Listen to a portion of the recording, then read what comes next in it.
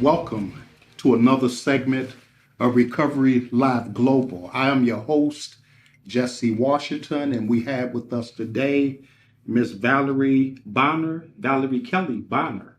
And we thank you for gracing our platform today with Recovery Live. We've been talking about this, taking Recovery Live to the next level. And I've been in some communication with Wayne County, and they have asked me to begin to interview providers, not just individuals. And so this is, my first provider that I'm interviewing today. And so it's going to be a great show. It's going to be a great show. We've been talking before the show, and we covered a lot. And I like what I've been hearing. So I'm going to ask Miss Valerie Kelley Bonner, tell us a little bit about yourself. I mean, what was your motivation to jump out here and take on the responsibilities of actually becoming a provider to be able to help the population, the disenfranchised world that we work with, and the people that we touch on a regular basis? What was your motivation? Where did it come from? You can't. It's almost like you can't be taught this. It's almost something, it's got to be inspired, it seemed like. So talk to us. Tell us what was your motivation. My motivation Yeah. started when I was working at Mound Prison, and I had 120 inmates, and I was doing a reentry program. And as a result of that program, I was aggregating data and having focus groups and conversations with those gentlemen. And they said to me, I probably wouldn't be in prison if I had someone like you when I was in 5th grade. That resonated with me. Okay. Because here I am, I think I'm doing prevention work when really I'm not. I'm intervening. And so I had to have a talk with the Lord. And the end result of that conversation was make your dash count. Okay. Because I was born in 1964. And then that obituary is going to read 1964 dash and whenever I die. Right. And my inspiration was to be the voice for the voiceless, take on taboo topics, and take a stand when everybody else is sitting. And so my motivation is to make my dash count. Amen. That's something right there. You don't look at it. People don't look at it like that. Make my dash count. Mm-hmm. And so given that, make my dash count, you say you was working in the penal system at that time. And you said that that one of the individuals that was in the population made a comment to you that if I had have met you when I was in grade school or when I was 5, 6, 7, 8 years old, it was a possibility that I may not even be here today.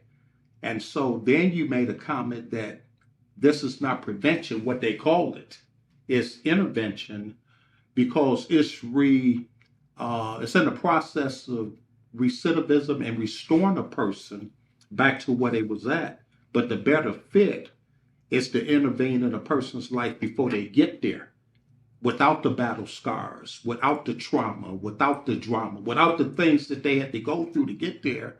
If we could have, and I like that comment, I got that, it dropped down in my spirit when you said prevention, catch them early so that they don't have to come back. Now it's hard to get them to see it because I got to break through the trauma. I got to break through the addiction. I got to break through the failed marriages. I got to break through all of that have happened in a person's life when I could have got it early on. Prevention is key. Prevention is key. If I could get it early, then it's a possibility that I don't have to live that life and then try to change that life and then come back and then try to live now with all of the scars, the battles, and things like that. Let's talk about that part again, too. You said the prevention piece, what you heard from so that was the motivation piece. That was the motivation. So what did you do after you heard that? You stood up? What you do? Well, what was interesting, SOAR stands for Strategies to Overcome Obstacles and Avoid Recidivism. I Okay. turned it into an acronym, so we call it SOAR for short. And so at that time, I took to heart what they said. Mm-hmm. And I started redeveloping the program and what that looked like. So that led me to working with the children of formerly incarcerated or incarcerated individuals. Okay. So going into my city, and I'm going to call it my city because I'm from the city of Inkster, Okay. taking a look at like, wow, when I grew up, what things happened in my environment Mm-hmm. that could have resulted in me being in prison. It's by the grace of God that I've never went down that road. Okay. Okay. By the grace of God. So when I started looking at that, my mother was a teenage mom, Mm-hmm. right?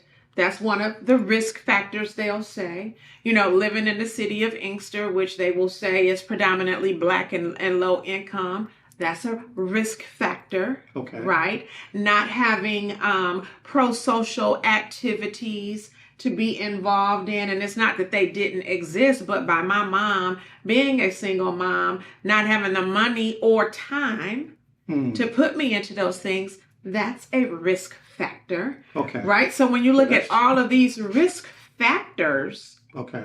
where do the protective factors come from? If this cycle within our generation and our community exists, and it does, Mm-hmm. where will those protective factors come from for these children? They're going to come from me. Wow. So here I am. Here I am. Send me. Let's serve. Okay. Okay. And that's how it came about. Okay. Just realizing I made it out. And I must be real transparent here because I can't be anything other than that. My mother used to tell me, when you graduate high school, you get as far away from here as you possibly can. I didn't go as far as I possibly could physically. I've traveled the world. Okay. But as far as residing, I came right here to Belleville Okay. to live. And I never looked back. I went back to visit my mom, but I never looked back to do anything else. My programming started here with Van Buren Township Belleville kids, Okay. So not Inkster kids. Okay. But then the Harriet Tubman syndrome hit Uh-oh. and was like, you defied all of those odds, or as some people say, you dodged all those bullets. Okay. How dare you not go back and get somebody else? Amen. How dare you not go back and get somebody else? Okay. And that's when I went home. Mm-hmm. So now programming still exists here in Belleville, but I went home to say, here I am. How can I serve? Okay. And when I look those kids in the eye, I can really tell them, I used to be you. Not in the form of a metaphor or anything. I walked these streets too. I rode my bike places that I wasn't supposed to also. I've done a lot of things, but I'm still here. Okay. Okay. Never met a perfect person, but I met a lot of good people. Mm-hmm. And that's what I want to be to you. I'm not perfect. I've made my mistakes in my lifetime. And as long as I am upright, taking in oxygen, I will make more. So I will never be a perfect person, but I will always be a good person. Okay. And that's what's most important to me. And that's good. That's good. I'm glad that I'm meeting you. I met you on maybe a platform or two before, but not like this. Up close and personal. Up close and personal. I sent you over. I was in the room. But now I'm in the room. This your room. Mm-hmm. This your facility. And this environment is good. We're going to get some pictures of this environment too, because I think our viewing audience need to see. This is a global program. It's called Recovery Live Global. So we're not limited by walls and townships and cities and states and Wayne County, Oakland County, Macomb County. We're not limited like that. This is we've actually, Recovery Live have taken the walls off of how we present and where our message of recovery and healing and prevention is going to go. The walls is off now. So we get a chance now, and I thank God for our engineer that's working behind the scenes, making this happen. Couldn't do it without him. Mm-hmm. I thank God for that part. But we now can open the walls, and you said something. I mean, you done said something 2 or 3 times that kind of like make me gravitate toward your vision, your wisdom, your ideas. You said that I came out and people told you, don't go back, don't go back, don't go back. But you purposed in your heart to go back there. Now that's saying something. Most people, when they get out, no, I ain't going back. Mm-hmm. But to get out and then to go back, and like you say, grab the hand of another baby sister, grab the hand of another baby brother, grab the hand of another person that's going through what we going through. And I tell you something, we got to go back, because who's going to do it? Who's going to do it with the passion? You know, people do it for $1. They do it for prestige. They do it to be somebody and all of that. But to go back, not to be somebody, but to help somebody.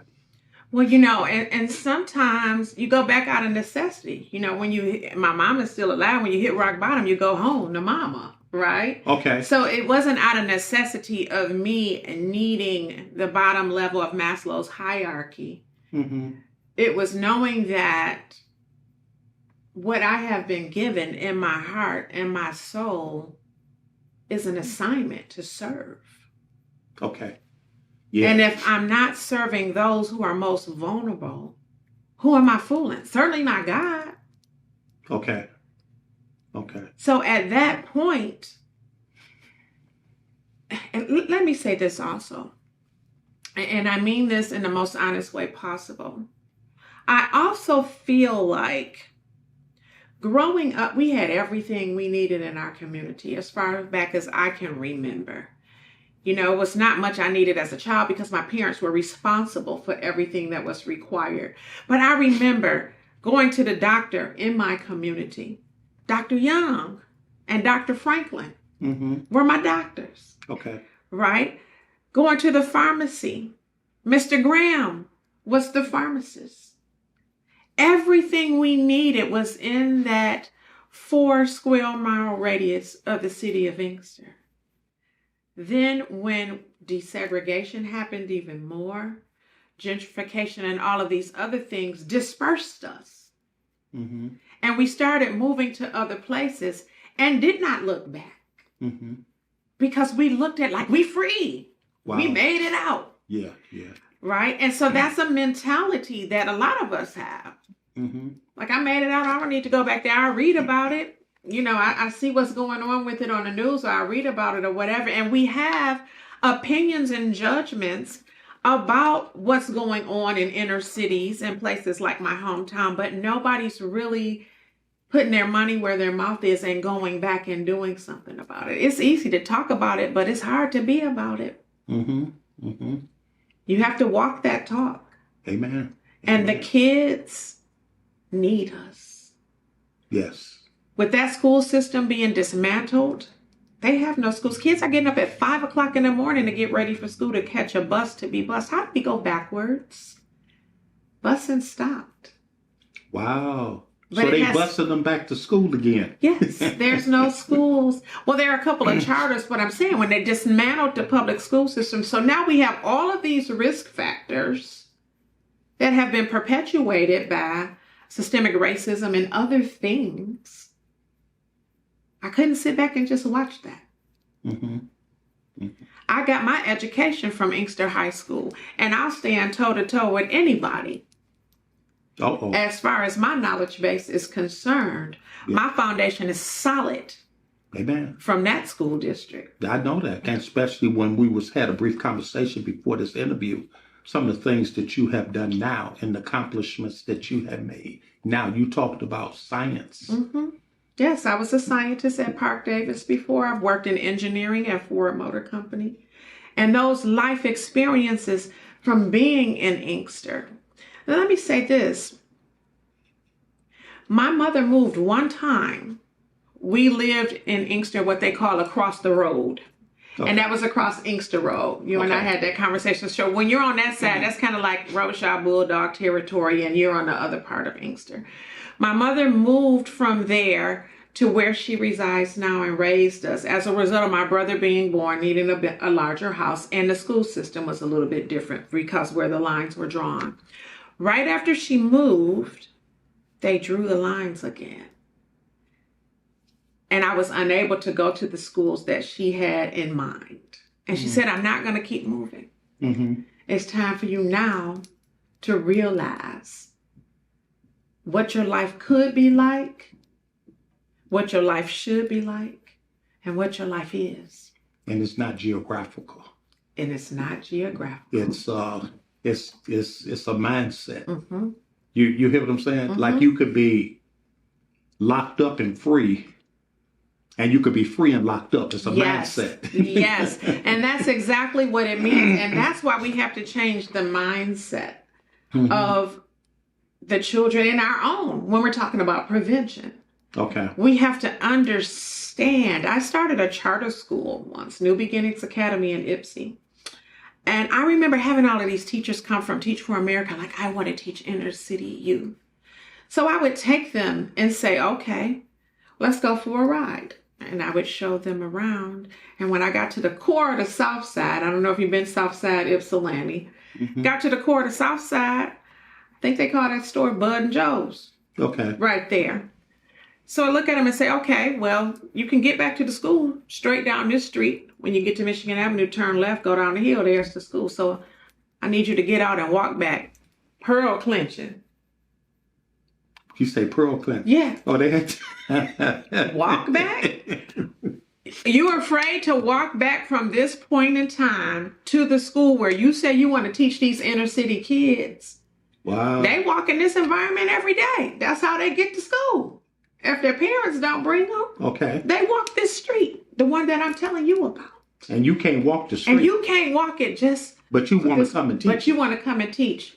Not a good candidate. Next. Right? That's because something. we have to be, we cannot be afraid of what these children and individuals are going through and help them. Because you're already judgmental just for the simple fact of your fear has paralyzed you in some regard. So you're never going to see the full vision of what's going on. If you're scared of me and my environment, then how you going to impact my life? You cannot. And I tell you something, children are pretty perceptive, and they can see. And they can respond to you based on how you want them to respond, but not feel you. You hear what I'm saying? I understand. They can see right through you, see right through what you're trying to bring. What's from the heart, reach the heart. And so we have to be important. And I thank you for, you say you took your participants for employment for a ride and asked them was they willing to walk through the neighborhood that they wanted to teach in, and some of them couldn't do it. They couldn't do it. That was a good job interviewing process to be able to weed out, who's coming in and who's going to make a difference. Because you got to have passion. You have to have it. Passion. Vision follow passion. You know what I'm saying? Somebody got to be passionate. And that'll birth a vision, and then resources follow vision. So and it got to line up like that. And so that's some good stuff, man. It's some good stuff. Well, I had another instance, and that instance was here in Belleville. Okay. And at that particular time, they had a lot of Black and brown individuals come into this community. As a result of that, it changed a lot. And so any and everything that just about went wrong around, it was based on the influx of more minorities and not anything else per se. Okay. As a result of that, they had concocted a alternative school environment, which we know now we have plenty of them, but this was back in the day where it wasn't as commonplace. They put up some modular trailers right down the street, and when the kids acted up, got some failing grades, fought, whatever it was, okay, well, you're going to alternative. Almost like it was punitive. Well, that's when I had first started this business. We're talking 20 plus years ago. And so I said, I'm going to go to the school and ask them, could I start my program there? And they allowed it. After some hoop jumping, but still, they allowed it. And I would have the kids and we would have a good time after school. But the next day when they got back into school, the behavior didn't change. So they would tell me, well, your program is not working. So thank you, but no thank you. They didn't pay me for the program now. I had funding. Okay. But they were saying, it's not working. So we don't know if we need your services. Hold on.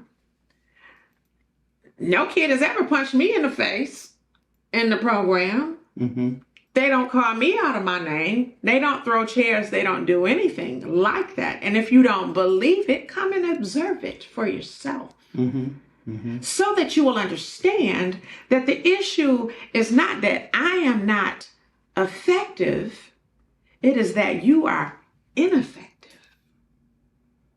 Yeah, because they're still acting out with you. Exactly. But they're not acting out. They're not acting out with me.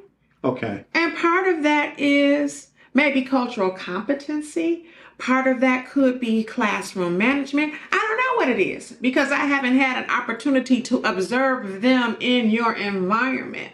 But for you to tell me that my program is not working because you don't see a change. In the behavior with you. Yes, in the behavior with you. With you, yeah. Then they're going to say your program not working because the change don't take place in their program. Exactly. So they didn't want to give you credit exactly. for managing and overseeing the program. Man, that's something how people see things and the perception and things like that. My kids graduated that were in my program. And I'm not going to talk, I didn't have a 100% success rate. Okay. Lost a few to gun violence. Okay. But at the core of it, some of those kids I still deal with today. They have kids of their own now. And they still remember the love and authenticity. That's why they respected me. Nothing more, nothing less. So now, I appreciate that. What happened, how it was. What about now? What's now? This 2023. What's now? You know what? Wow. Yeah. What's on the table right now? I mean, what you doing right now? What's on the table right now? So we still have our legacy program. Okay. We still do prevention in the form of life skills coaching, suicide prevention, and things of that nature, working with the youth. We are in Inkster also, and we do have some programming out here. Okay. We are in Inkster in the Denby housing complex, and so we're there. But we have evolved.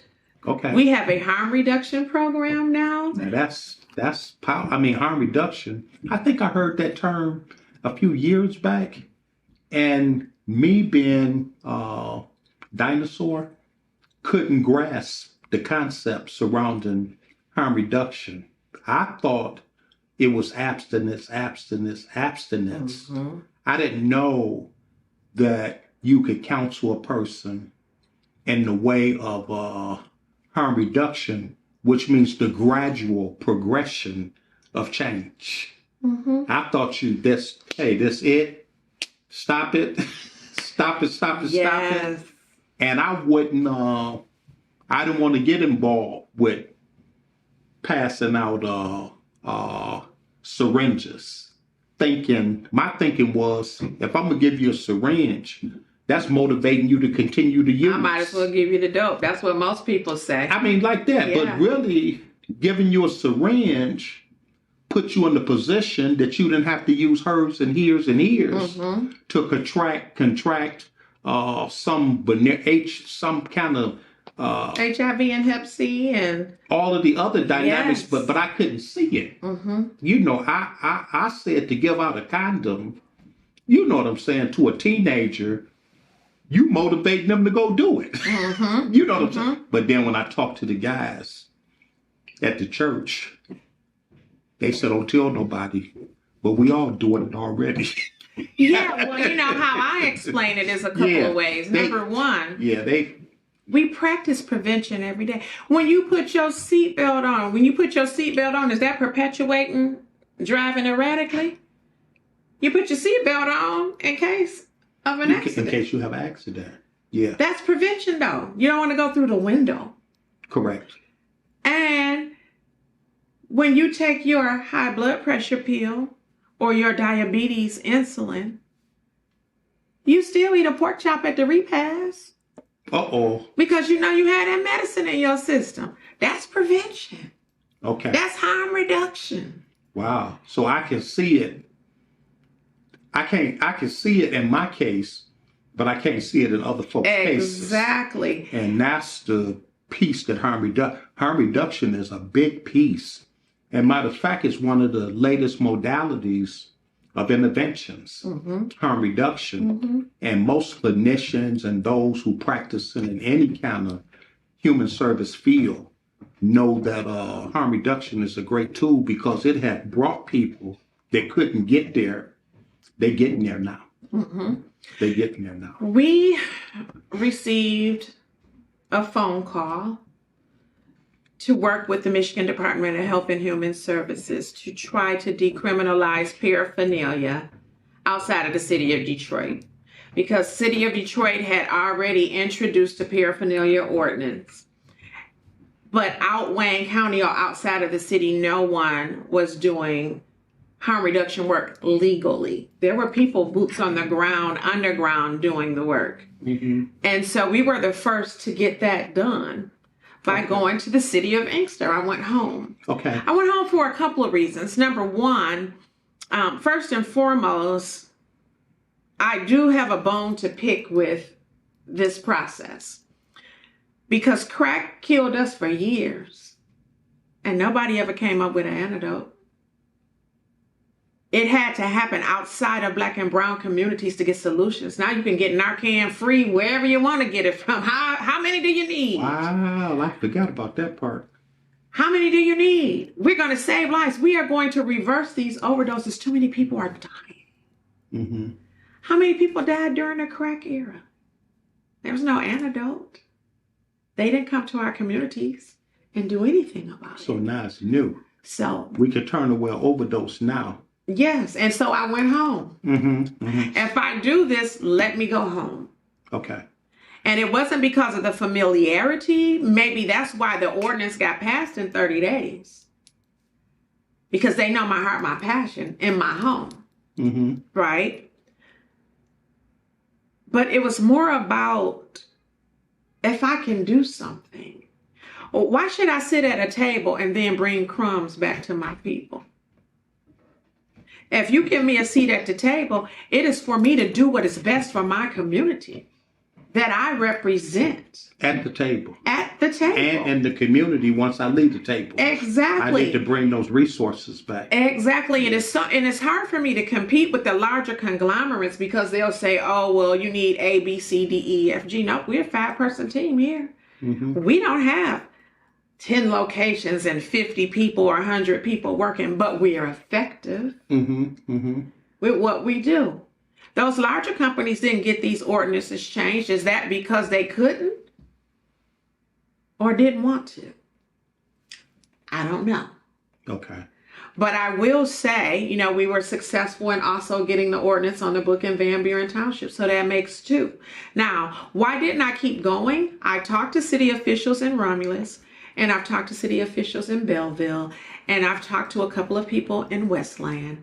But the reason why I stopped is because up until yesterday, Mm-hmm. You couldn't buy harm reduction supplies with the funding that you receive. So I'm going to decriminalize paraphernalia in these areas. I'm going to enroll people in the program, but not have the capacity to give them the supplies because you won't provide them to me. Mm-hmm. I got an email yesterday, and perhaps they switched the funding stream. I don't know. Maybe it's COVID funding they're using. I don't know. But I got an email yesterday that I can now buy syringes with the funding. What? Okay. I am so excited about that. Mm-hmm. But that was a barrier. And I find sometimes as a provider, and I would call myself an independent provider. Let me put it that way. And I'll clarify what that means. I'm not a part of a larger conglomerate like Beaumont Hospital or, anything like that. I started this agency and I'm maintaining it according to the rules that everyone else plays by. But I just feel like it's very hard. It's very hard. This is a little fish trying to swim in a big pond. Okay. It's very hard. Mm-hmm. But it doesn't stop me from speaking my truth. Yeah. And speaking up on what I feel is right. And I felt that was wrong. And a lot of times they'll say, well, we can't fund the little fish. The little fish got to connect with the big fish. Yes. And get up under their jurisdiction and their processes and things like that to even get in the game. Mm-hmm. But God is good. He is, and I'm grateful and thankful. And how he does things. Mm-hmm. And so I appreciate you taking the moment, taking the time out of your schedule to come and participate on Recovery Live Global Ministry. Is it anything that you would like to leave with the audience? Sometimes I think when I look in this camera, that is somebody playing with their computer, playing on their cell phone, and they done accidentally clicked on the station and you sitting there. Matter of fact, they on their way to the where they need harm reduction. They on their way to get one. They on their way. It's a girl out there playing with her phone, and she's struggling right now. Don't know what to do, don't know where to go. I mean, what could we say in closing the show? What could we say to a person? This person could be in Chicago. They could be in New York. Mm-hmm. They could be in Africa or Kuwait. But they struggling right now. I mean, what kind of closing remarks could we just put out there to tell somebody that there's hope and you ain't got to do it? You ain't got to use it. You ain't got to shoot yourself. You don't have to jump off the bridge. That there is hope available for you. And we here at Recovery Live Global, that's our mission. Mm-hmm. Our mission is to give hope to a dying society. Go ahead, sisters. You can close us out. What I would say is, you don't deserve to die because you get high. Say that again. You don't deserve to die because you get high. Okay. You do not have to feel like you are alone. You are not forgotten. There are people such as myself and Mr. Washington. We care about you. And we hope that we join forces with others that do the same. We're taking those small steps. We're small fish in a big ocean, but we're a piranha. And we're there to help you and to represent you. You are loved and you are not forgotten. Amen. This has been another segment of Recovery Live Global. Tune in to us, share, like, and let people know about Recovery Live Global.